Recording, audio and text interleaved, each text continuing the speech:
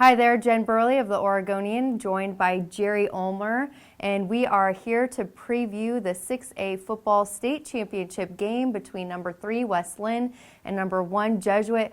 Jerry's been covering the Lions all season, and I just kind of want to gauge your initial thoughts on this state championship matchup.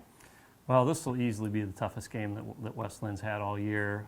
They're playing the best they've had they've played all year, though. That game against Sherwood in the semifinals was clearly their best performance.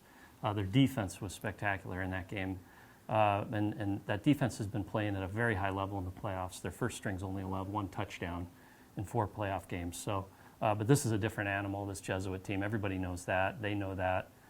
They're just going to have to be more physical than they've ever been on defense up front to have a chance at stopping Jesuit's running game. Mm-hmm. Tim Tawas had an amazing season. We talked about this a little bit before, but do you think that he's in control for Player of the Year on the offensive side of the ball? Or it's gonna be hard to knock him off of there. You know, Jason Talley's had a great year. But when Tim Tawas sets the state record for passing yards, a single season record for passing yards, and he's thrown 50 touchdowns with 2 interceptions. I mean, if a quarterback's putting up numbers like that, it's pretty hard to say that that he can't win that award.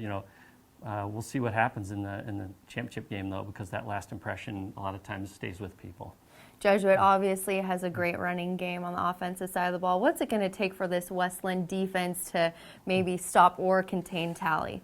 Well, they need to get low. That's what I talked with Sam Chitty, their middle linebacker, and he was saying that we just need to get low and compete physically with these guys, and West Linn has the horses to do that. They got good size up there. They're great athletes, and they also the thing that they can do that maybe some other teams would struggle with is they have such a good secondary. They have guys that can cover one-on-one, so they can commit more guys to the run and not be so concerned about what's going to happen in play action.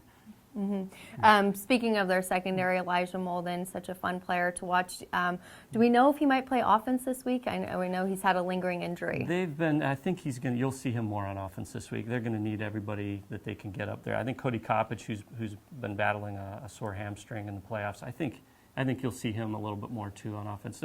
They can't afford to hold anybody back. This is for all the marbles, so I'm sure you'll see all their best. It is for all the marbles, and I think it's safe to say these are the 2 best teams in the state of Oregon. I think so, yeah. Yes, very excited about this matchup. Once again, it's number 3 West Linn against top-seeded Jesuit, Providence Park at noon on Saturday. If you can't make it out to the game, make sure you're on highschoolsports.oregonlive.com for all of our live updates and post-game coverage. Thanks for joining Jerry and I today. We'll see you next time.